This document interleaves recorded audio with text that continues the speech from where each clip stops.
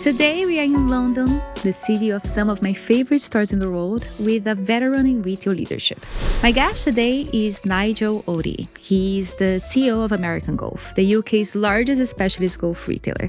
He started his career at Marks & Spencer in Rowington at 16, running a children's sock counter. 40 plus years later, after turnarounds at House of Fraser, New Look, The Range, and Matalon, he is in his 5th CEO seat, reshaping a specialist retailer in the middle of a sport that is rediscovering itself. Today we are talking about transformation, how you diagnose a business, how you win a team back, and how you tell the difference between the things that need to change and the things that made the brand what it is. Here's Paula Macaggi, and this is episode 116 of my show.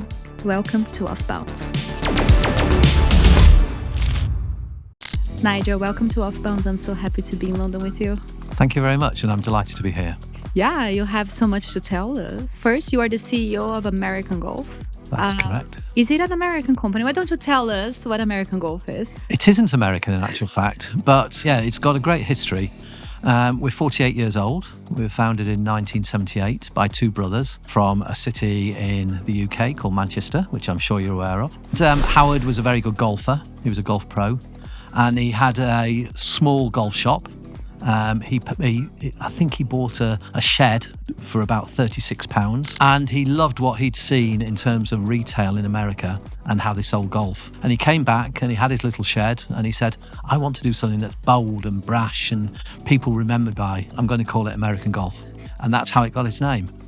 And he and his brother built the business. His brother then left and Howard got a new partner, and from 1978 they built that business, and they sold it in 2004 to a private equity business. They held on to it till 2014, and then they sold to an American private equity business called Sun Capital.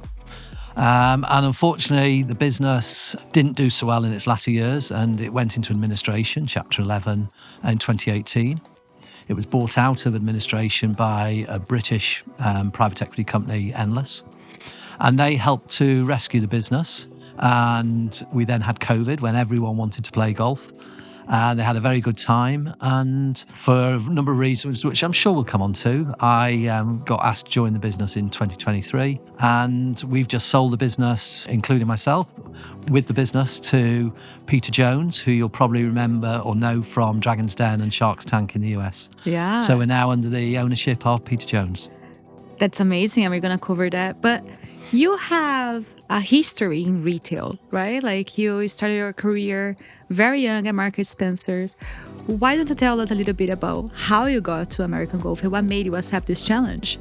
Yeah, I mean, I've done retail all my life. I am a retailer through and through. I started on the shop floor with Marks & Spencer, iconic British brand, and I was a sales assistant there. And you know, I just loved selling goods, but I didn't just want to sell them. I wanted to understand why people bought them. I started to learn the sales, and my little counter, I knew everything about it. I knew which were the best sellers, I knew which were the slow sellers, and it just grew from there. And I got promoted, eventually got to be an executive at Marks & Spencer, and then, you know, over the course of time, I got into other businesses, and now I've done 5 CEO appointments.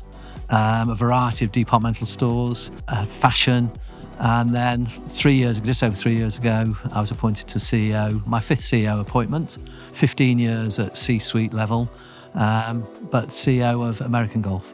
Amazing. Have you played golf before? Well, that's an interesting one. I would have said I was, until 3 years ago, I would have described myself as a corporate hacker. Now, you probably wonder what that is. I used to get invited to sort of corporate golf days, and I'd hack my way around. I'd have some fun. I'd be absolutely useless. But, you know, we had a good day. And then when I became CEO of American Golf, I thought I'd probably better start learning to play, because I was invited to various great courses around the country and indeed abroad, and I couldn't just hack my way around. So I got my first handicap just over a year ago at 25. And over the last year, I've dropped down to 19. And because I'm a competitive sort of person, I'm determined to get that lower this year, maybe 15 this year if I can. So, What does it mean? What is a good, I have no idea. So what is a good measure? well, a good handicap is scratch. So, if the course is par 72, you would do 72. I'm currently 19, so 72 plus 19 is 91. So I go on round on average around 90 to 93. I need to get into the 80s for my handicap to come down. Yeah, and then you can also go to all these events and be willing to compete with everyone else. Well, yes, yeah, which is what I want to do. Yeah. Amazing. But what is about golf? What is the consumers of American golf are and why were you excited to join this role? So golf is, or should I say, has been traditionally perceived as being a sort of middle-aged men's sport. Yeah, it has always looked very intimidating to me, to be honest. Well, we haven't had enough ladies playing golf, and I'm pleased to say the fastest growing area of golf now is ladies golf. We've been around 48 years. We've got a very strong and loyal customer base. During COVID, or just after COVID, the one sport that people were all allowed to play, because it was out in the open, you weren't sort of in a confined space, was golf. And so everyone started to play golf in the UK, around the world. Golf went off the scale. And American golf had a very, very good year post-COVID. The golf industry had a very good year. And I think the golf industry generally got overly excited and they thought they were going to maintain these heady heights of sales and profit. So, everyone started as brands and as retailers overbuy. American golf as a business also took the decision to diversify into owning golf courses and driving ranges and put food and beverage into them rather than just doing retail. And a lot of money was invested in it. The skill base didn't exist in the business. And also, it was very costly if you don't know what you're doing. So coming out of COVID, the year after COVID, great year. The momentum wasn't kept going generally in the industry. Businesses were overstocked and therefore started to have to price down their products, which eradicated the margin. As well as American golf were involved in golf courses and driving ranges, which were costing them money. So we get beyond just the retail part. Beyond the retail. So we get to back end of 22, and from the heady heights of 21 and record margins and record profits, 22, the business lost money. It was short of cash. It was overstocked. And I got a phone call from the chairman. And he said to me, and I'd worked with the chairman, he was one of my non-executive directors at a previous business. And he rang me and he said, Nigel, I know you always like a challenge. You've done a number of great things in previous businesses. I've got one for you. And I said, what is it? He said, it's golf. We need you to come to American golf. We agreed the deal on March the 31st, 2023, and I started on April the 2nd. And I inherited a business that had probably lost a bit of its direction. It didn't have a clarity in terms of its vision. Shortage of cash, overstocked. Were you aware of that when you accepted, or it was a surprise when you first got in and you started looking at things? You start to see that there's quite a few things to be done. And what did you do the first, let's say, 100 days? You got into the business. How did you do to diagnose, not only looking at balance sheet, but also looking into the business? I'll be very honest, I didn't wait for 100 days. And the first thing to do was to say, have we got the right team? There's just 5 directors, me and 4 directors. And there were a couple of members of the team who, to be honest, I felt straight away they weren't on the bus. And so within a couple of weeks, we said goodbye, wished them luck, and brought in people who I knew wanted to work with me on the challenge and wanted to be on that bus. So people was the first thing, and I'm sure we'll come back to people again later because it's at the end of the day, it's what made the business. It's what makes the business. So people, and then the second bit was saying, what is our vision? You've got to have a purpose as a business. You've got to have a purpose. And I've done it at all my previous businesses, sitting back and saying, right, what is our vision? The vision has got to be something that all the colleagues in the business understand, that they buy into, that it's clear, it's concise. And I said, right, our vision has got to be a one-stop shop for everything golf. And that was it. Oh, right. Well, that's fairly clear. A one-stop shop for everything golf. So whether that is apparel, whether it's footwear, whether it's re-gripping of your clubs, whether it's buying new clubs, whether it's golf insurance, whether it's golf holidays, some we can do through concessions, some we can do through partners, but it will be a one-stop shop for everything golf. And we gave some clarity to the business. We had a team who wanted to deliver, and we had colleagues who understood what we were trying to do. So it came from the top, like you changed first the leadership, Yes. the clarity of the business, and then it started to spread out Correct. throughout the company. Absolutely. Yeah.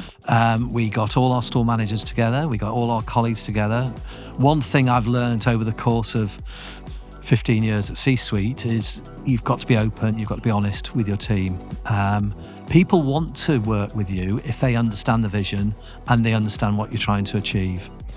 Some people felt it was too much of a transformation and they moved on, and new people came in. So I have, and I still have, a series of meetings, town halls, every quarter to update to everyone where we are. Sometimes it's not so good news, sometimes it's great news, But that clarity, I keep coming back every single time we have a town hall, and we're now 3 years into them, to saying the vision was this, it still is this.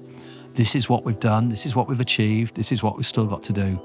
And as a result, we've gone from a loss-making business to a very healthy set of accounts. And I can see you're competitive with your golf.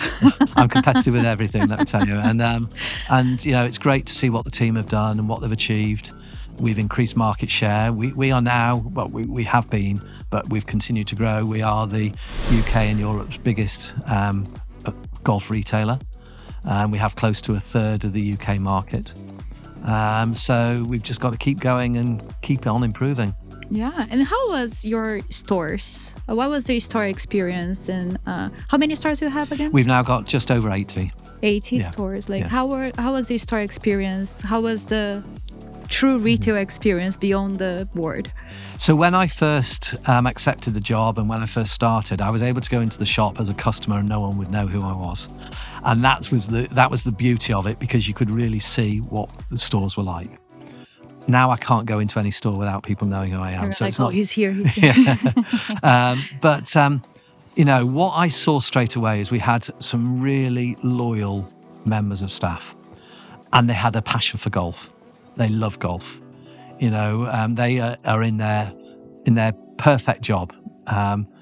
What they weren't doing was necessarily focusing as much on the customer as they should have.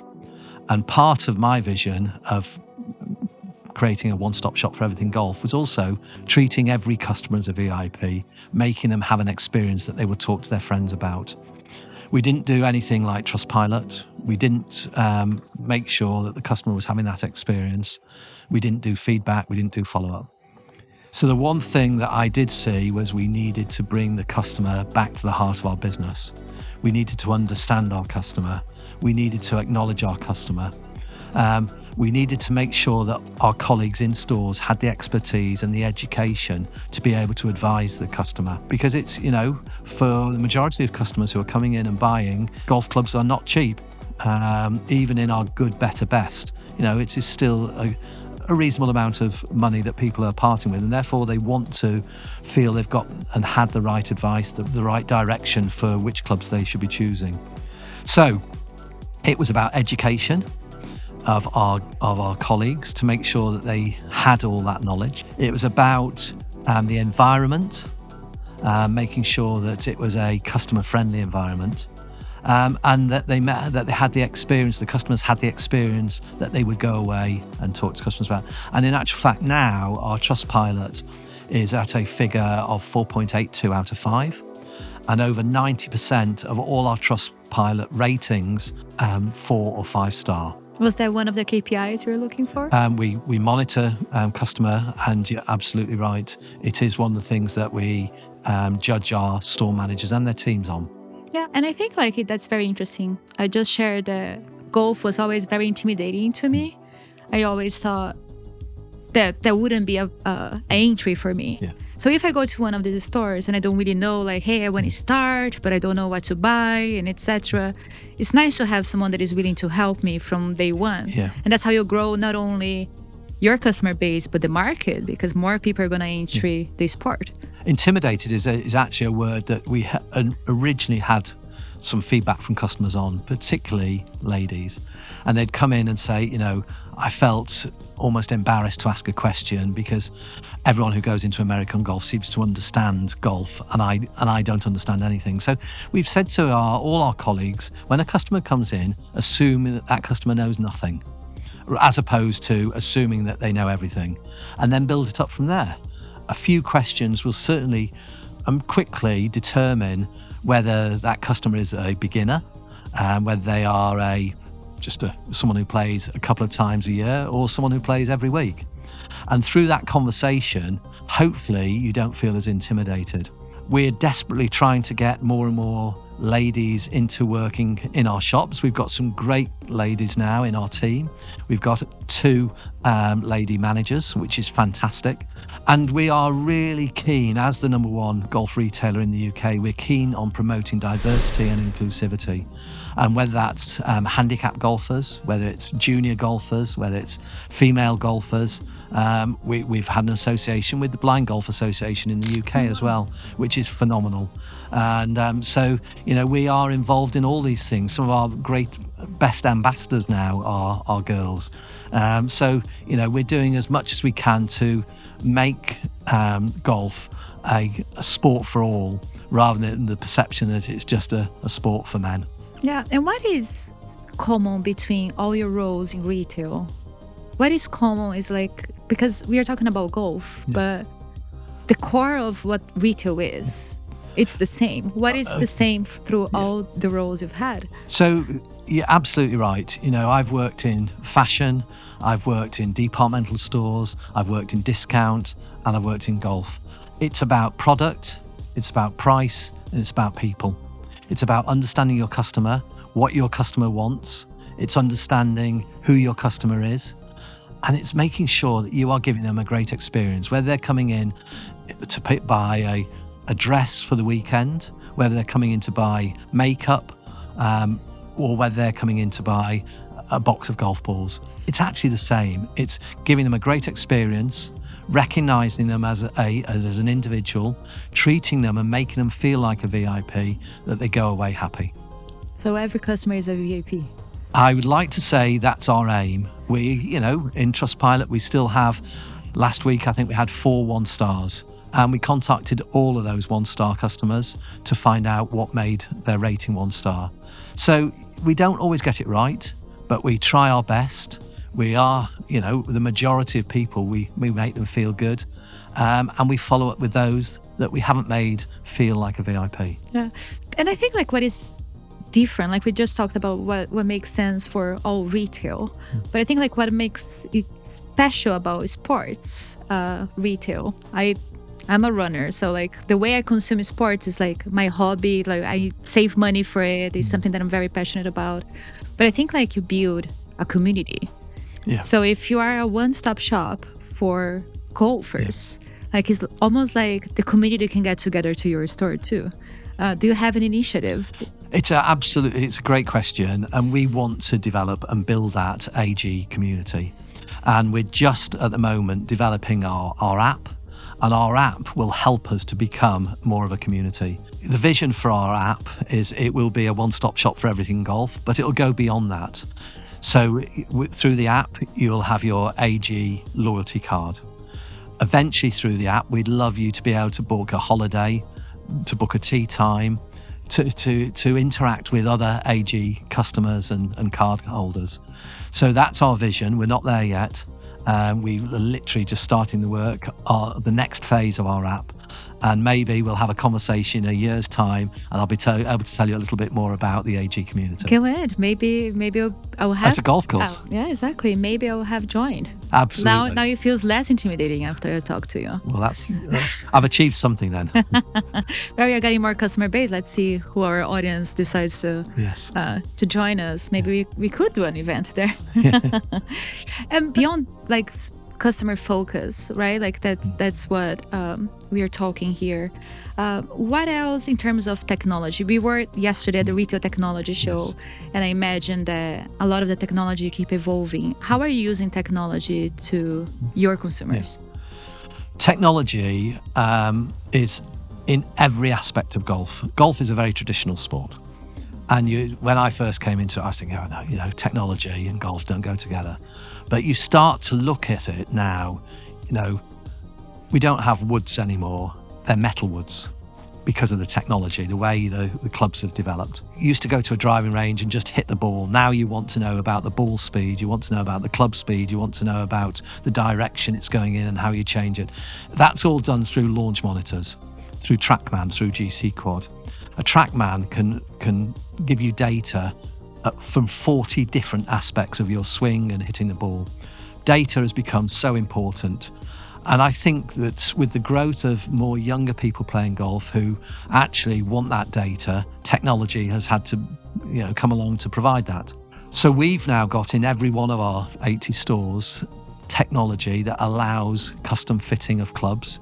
It will monitor what you do, how you swing, the speed of your swing, the direction of the ball. And our colleagues in stores are trained and educated to understand that data to give you the clubs that suit you as a player.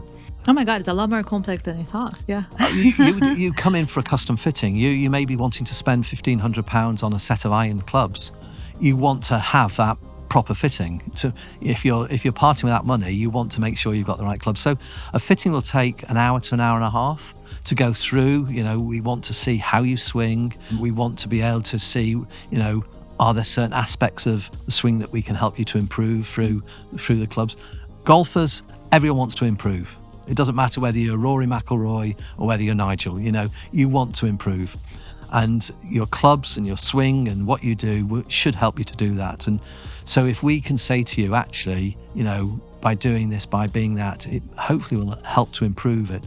That's what customers are wanting. And they want the experience and they want the advice and they want to go away and feel that they've had a great experience and they've got something that's going to help them to improve their sport. So you're offering also services. Yes. That's very interesting because that's another way to connect deeply with someone that is starting or someone that wants to get better. Because you're not investing, it's not like you're spending $10, right? No. When you're actually we went through a consideration process before getting there, so you need to get it right. Yes, absolutely. And then what we want, and again it comes back to this community and the app, ultimately we want to be able to say, actually, Paula, I noticed that you bought a new driver 2 years ago. You've not invested in a new putter. Why don't you come in for a free fitting of the putter?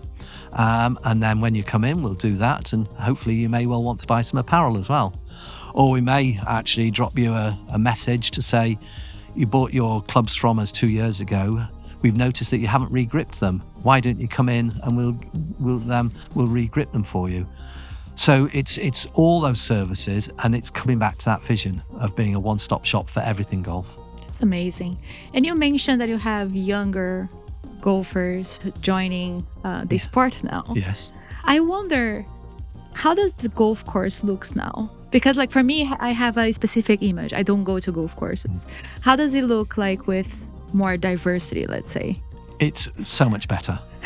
It's so much better. But also, it's not just golf courses now. It's driving ranges. It's simulators. In the US, I think one of the fastest growing areas of golf is indoor golf. And the TGL, the Indoor Golf League. There are simulators, and you can spend a reasonable amount to a ridiculously high amount for a simulator at your home. Most of my friends that are living in Manhattan, they all have one in the building. Absolutely for the players. Yeah. So it's really moved on, and that's again what that's doing. It's technology is helping to interest more and lower the barriers. That's right. Yeah, absolutely right. Yeah, super interesting. Yeah. And you have always played sports. Yes. Yeah. I was a runner. I was a cross-country runner at school, and then I did more running than anything. I also like cycling, but I'll have a go at anything. Tell us a little bit about your marathon experience. Yeah, I've done New York Marathon. I was top 100 runner in the New York Marathon. I've got a PB of just over 232 for a marathon, and 70 minutes for a half marathon. 70 minutes? Yeah, 1 hour 10. Oh my God. Well, hopefully I'll get there. How does sport play into your career and into your business life? It's again another very good question. To me, it's first of all, it's my release from work, but actually training for a marathon and work are actually quite similar. You know, you've got to put in a lot of practice. It's about the preparation. You can't just rock up and run a marathon. You know, it's about that preparation beforehand. Same, you can't just rock up and do a board meeting. Well, you can, it may not go very well. It's about the preparation. You know, as many people who start marathons and they sprint off and, you know, within 5 miles they are finished. It's about, you know, the stamina to keep going. And I see that in business, you know. You've got to have the stamina to keep going. I'm into my 5th CEO appointment. And it's that stamina and it's that, you know, that vision of knowing I've got 26.2 miles to go. I've got this vision in the business. You know that there's the long term and it's think very, about it. Absolutely right. It's the long term. And, you know, when I used to do marathons properly, I knew what I needed to do at 10K, what I needed to do at the half marathon, what I needed to do at 20K, what I needed to do, you know, right through. And so it was constantly checking and saying, well, actually, you know, I'm a bit too fast for this time. I need to slow it, or I need to pick it up. And the business is the same. You know, it's absolutely the same. It's monitoring that business. It's making sure that you've got the cash, that you've done the investment. There's a lot of similarities between running a marathon and running a business. Yeah, I've studied this for one episode where we were comparing business with sports, and how many leaders that are also athletes get a lot of things right because sports and business complement itself. I totally agree. I think I've done what I've done in business because I actually, you know, have done what I've done in sport, if that makes sense. Yeah, that does make sense. Talking about the long term then, as we're talking about marathons. Yeah. You got recently acquired by Peter Jones. Yeah. What does it mean for the future of American golf? Yeah, it's brilliant to have Peter as our owner. First and foremost, he's a good golfer. He loves golf. He has a passion for golf. So to have an owner who understands the industry is great. You know, Peter has set out, he's not in this for 1 or 2 years. He's in this for the long term, which gives us... He's not sprinting. That's right. Marathon rather than sprint. He sees a long term. He has a vision of really elevating American golf, not forgetting our core customer, but elevating the brand. He's got a lot of exciting things that he wants to do with us, and we're all very excited about it as well. So, you know, the future looks really promising. First of all, for golf, with the growth in the younger age group and more ladies. The market's growing. The market's growing, but also for us with new ownership, new investment. Yeah, amazing. So what can we expect in terms of, I don't know, are you going more digital? You're very store-oriented, right? But you have the digital. Yeah, we're about 27% online and 73% stores. There will be probably some more growth online. Now that you're launching the app. That's right. But we still fundamentally see ourselves as being a truly omnichannel business. If you think about it, you're wanting to buy a set of clubs, you may be wanting to spend a couple of £1,000 or dollars. You're probably going to want to try those clubs. And therefore, you know, the online, you can do all your research, but you probably want to go into a shop to try them before you spend that money. So, you know, we have our own brands and we're growing those. They give us that exclusivity. We've got some new brands coming through, which we're really excited about. We'll continue to revamp our bricks and mortar stores. And we'll obviously continue to develop through the digital side with the app and all the things that will come with that. So lots of exciting things. Yeah. And do you think, you've been in retail for a while, Veteran. And as a CEO, was retail harder before or now? It's very challenging now. You know, it is very challenging in every aspect, whether it is because of national living wage and therefore we have to keep control on costs, whether it be from logistics, trying to get goods in from China and the Far East at the moment is quite challenging. We have some challenges in terms of, unfortunately, in terms of people coming in and trying to steal. And that's even in golf, people do come in, unfortunately, which makes it very, very difficult for our colleagues. But there's always been challenges. And I look back over my career and there always have been challenges, not necessarily the same. It has become tougher. But, you know, I wouldn't swap my career for anything. And I certainly wouldn't want to be in anything other than retail. And how many turnarounds have you led? We've, 5 now. So, yeah. So it is a marathon. For the CEOs that are joining their first turnaround, what would be your advice to them? Be clear on the vision. Make sure you've got a team who understand it. Keep it clear. Keep it simple. And communicate with everyone at all levels. From a store point of view, I can't emphasize enough the importance of getting out, talking to the customers, seeing the customers.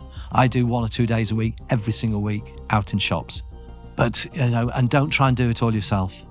It's impossible.